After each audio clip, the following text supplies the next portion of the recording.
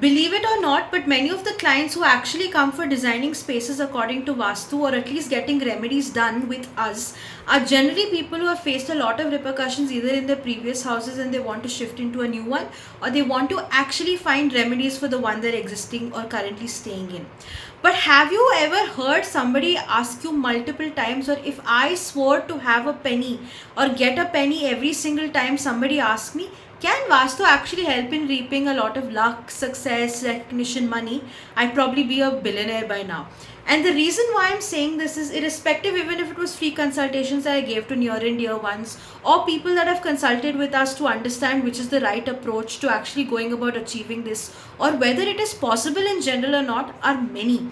And the reason being, most of them don't really understand the science and the logic that goes behind Vastu.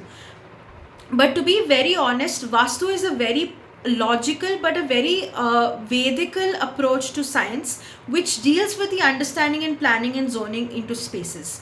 So yes, there are dedicated zones that can help you reap luck, success, monetary gains, and multiple ways of which you can go about approaching these. And you have remedies and processes as simple as, starting from 10 rupees to 30 rupees, also ranging to a lot of thousands as well, which can be incorporated in your space. So let me give you one such example, or a few such examples that you can incorporate into your space to reap benefits like luck, success, or monetary gains.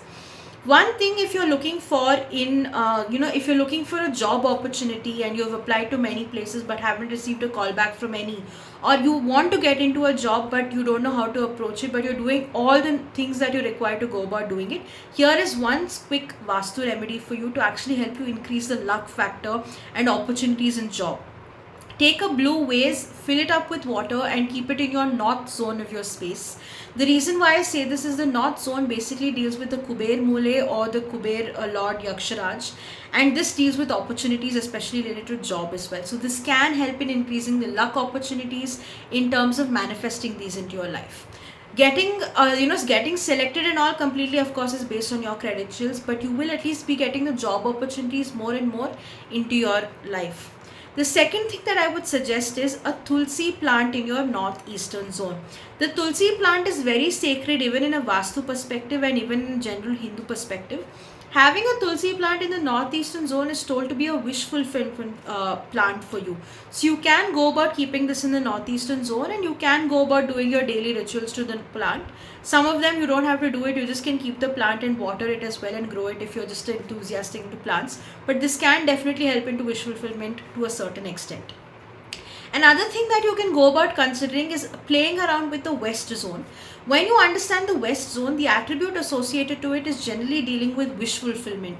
So this wish fulfillment is basically dealt with your actual karma related, because the west deals with Lord Shani, and Shani basically is told to give or help you reap the benefits of the actual work that you have done. So if you've given 100% of work, you will get 100% of benefits. But it's very, very important that you do your karma or your work right. I keep telling this all my videos, but this is absolutely true, because it's very, very important for you to be honest, for you to be hardworking. At the same time, you need to be consistent in your work.